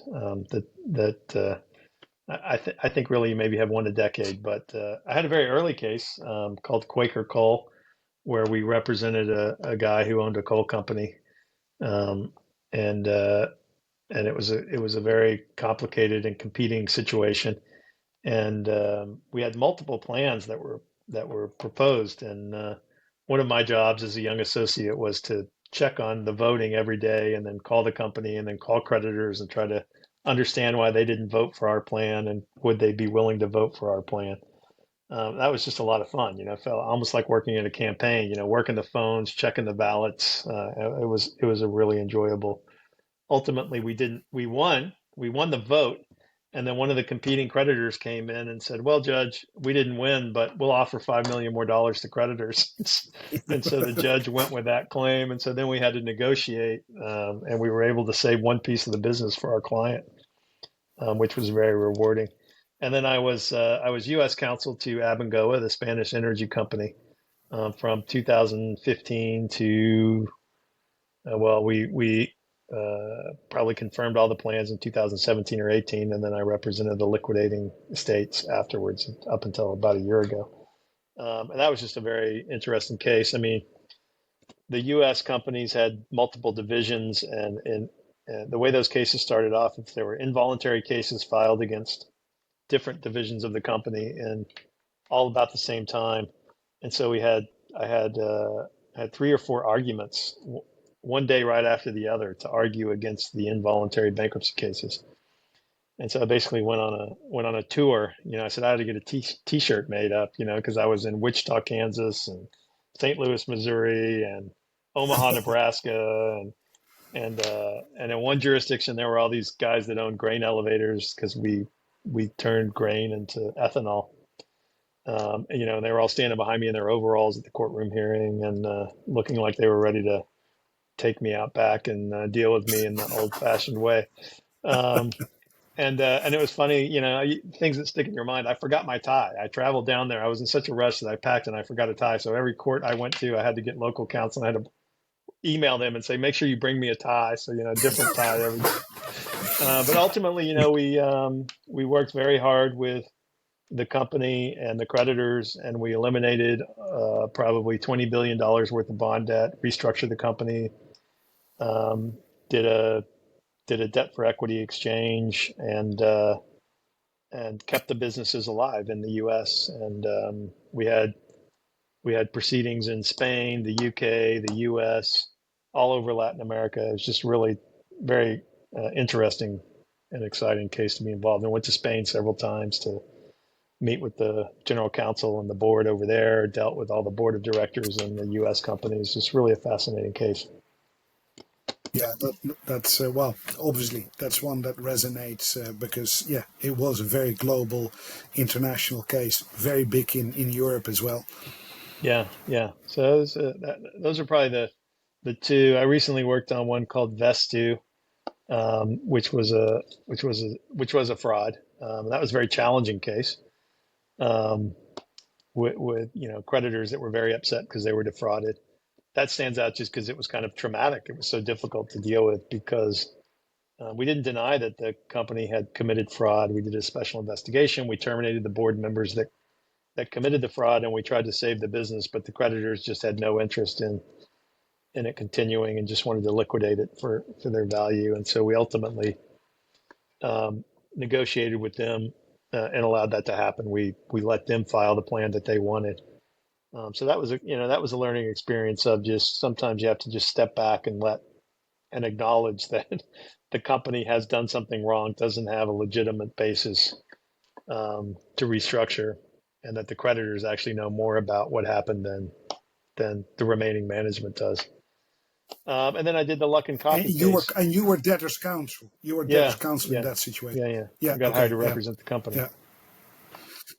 And then I Yeah. represented the joint provisional liquidators of Luck and Coffee, which was the Starbucks of China. They just opened up their new branch in New York the other day. They were accused of committing financial irregularities.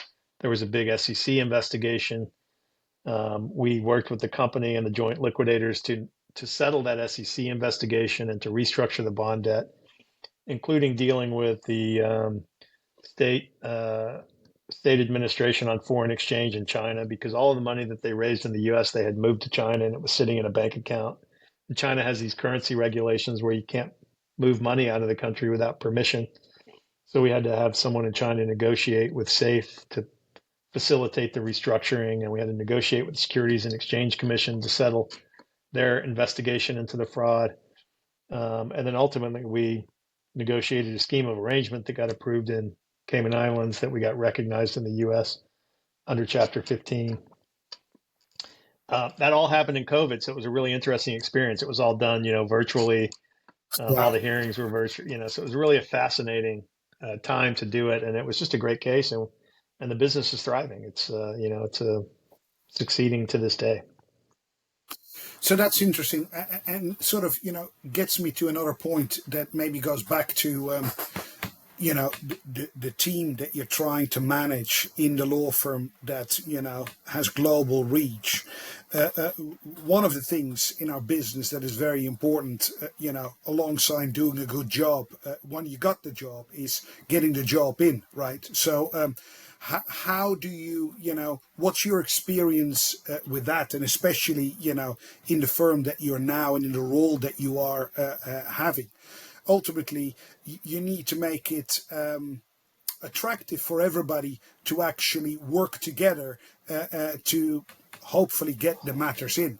And maybe, naturally, if you started off smaller, you know how important it is to have your own clients and you sort of don't want to share. But once you get bigger and bigger, it's all about sharing in order to, get a bigger engagement.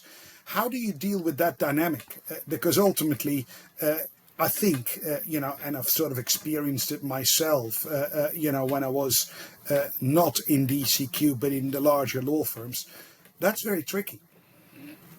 Yeah, I think you have to be mature and realistic about it, right? And um, I think if you are seen as a good citizen that shares credit, people feel more comfortable bringing you in on situations and will affirmatively share credit back with you.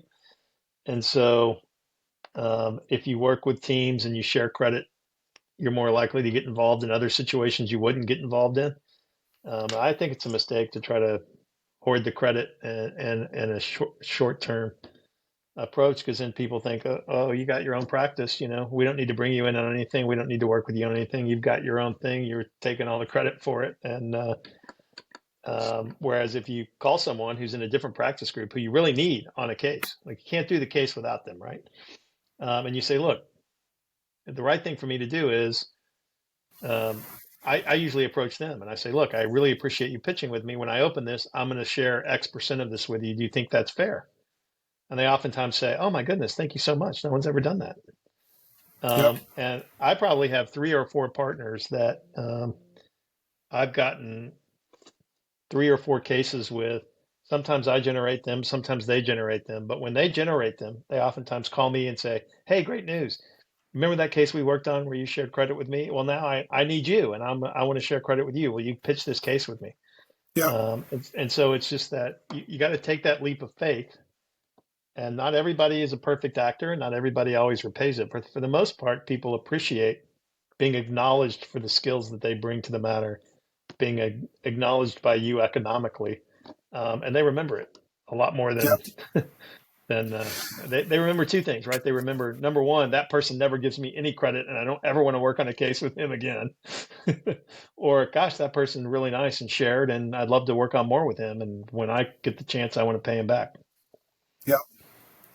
Because, yeah, that is, I guess, firms are usually colored by the rainmakers that are in the firm, and they also need to lead by example, but give the good example, right? Because if the bad Yes. example is given and it is rewarded, it's going to be difficult to sort of maintain a culture that you would like to have in a law firm, Yes. especially if it is sizable, right? Because then maybe even more so than in a smaller firm, it's very difficult to control the culture if it Yes. becomes too big. If it's smaller, then obviously the impact is much larger, but it's probably also easier to control. Yeah. And so my view is just try to be fair and affirmatively try to affirmatively be fair to your partners. Yeah, Because in an yeah, organization like ours, it's not reasonable to think that you originate everything, right? It happens where sometimes you get the phone call because of a unique relationship and you can manage the whole thing. And okay, fine, take 100% of the credit on that one.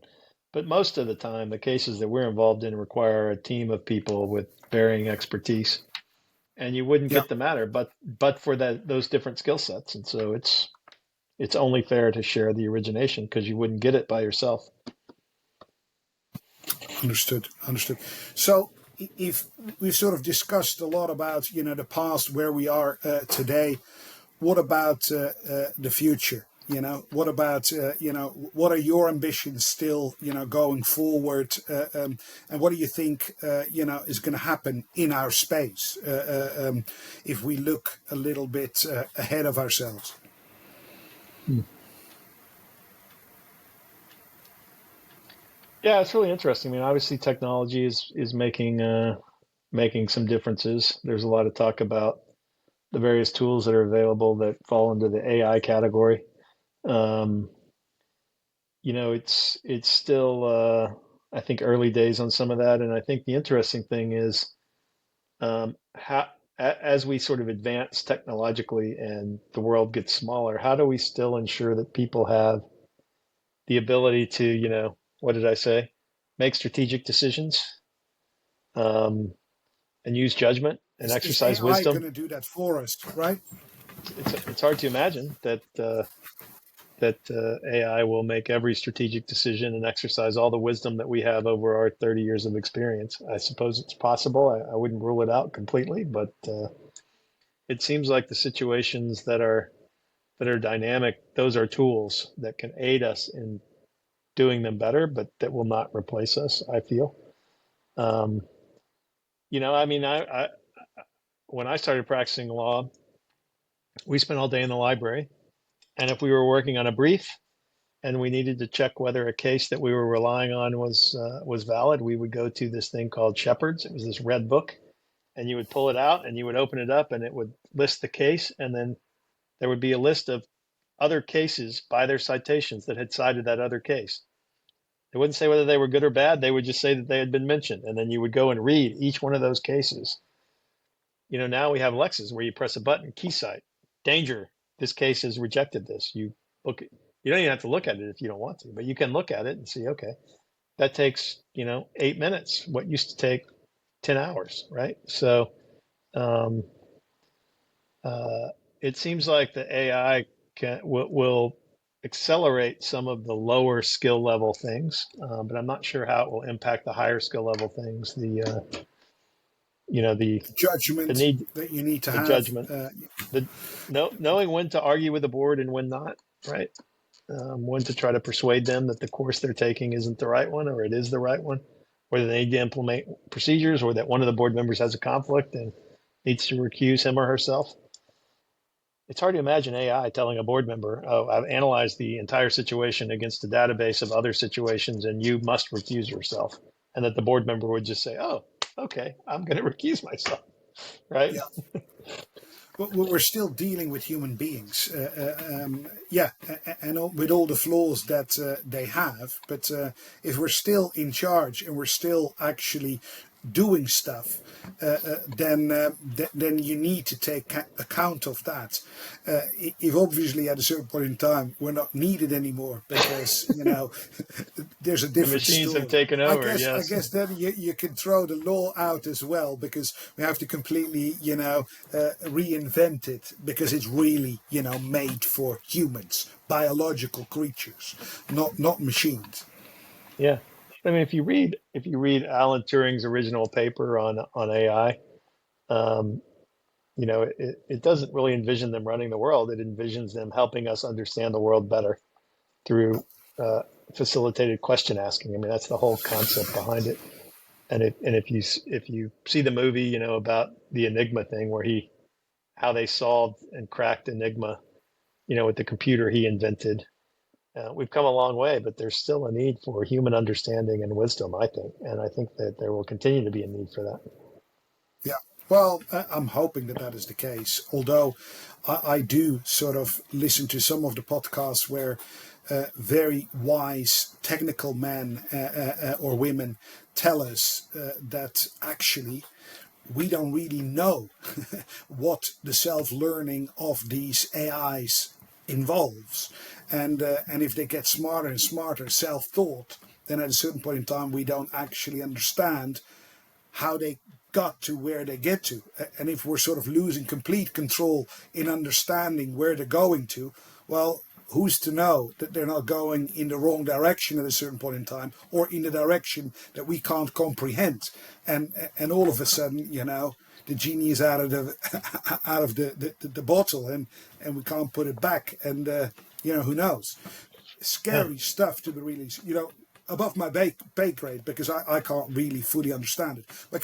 I can understand the concept of why people are afraid of it. If something is so much smarter than us, then how can we even comprehend what it does, right? So Yeah. yeah, you and I can But talk that's about it. Is the sign of a good manager, right? Someone who's not afraid to have people smarter than him or her working for him or her.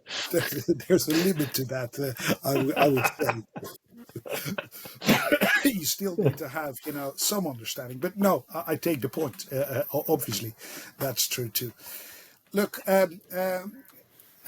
maybe sort of, we've come a long way, and we've touched upon a lot of things. I wonder whether, one of the big questions that I get a lot from my sons is why are you doing what you're doing? Did you have a good why for actually, becoming the special situations, lawyer that you are? And if not at the start, is there a good reason why you continue to do it at this point in time?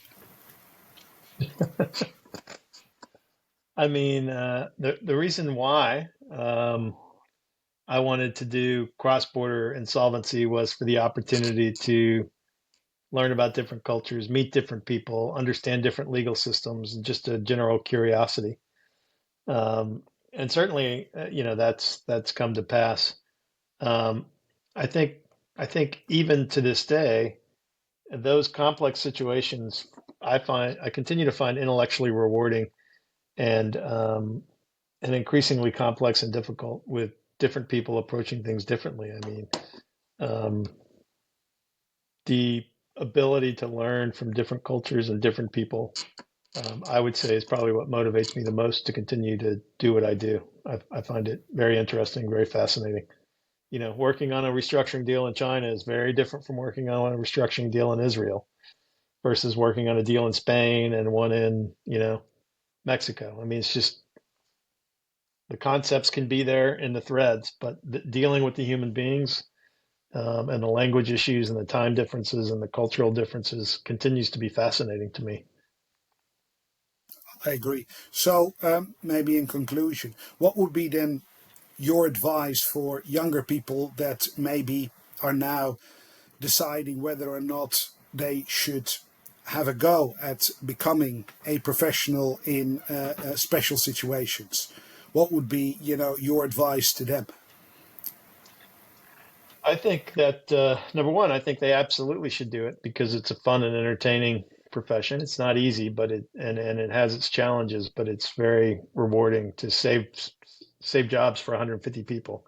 There's not many places where you get to do that, or you know, help an entrepreneur save their business.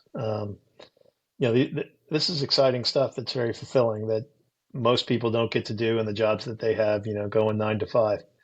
Um, but I think that to the extent it has those kinds of challenges that are inherent in, that at the end of the day, don't lose sight of the fact that it's important to, form relationships with people and interact with people.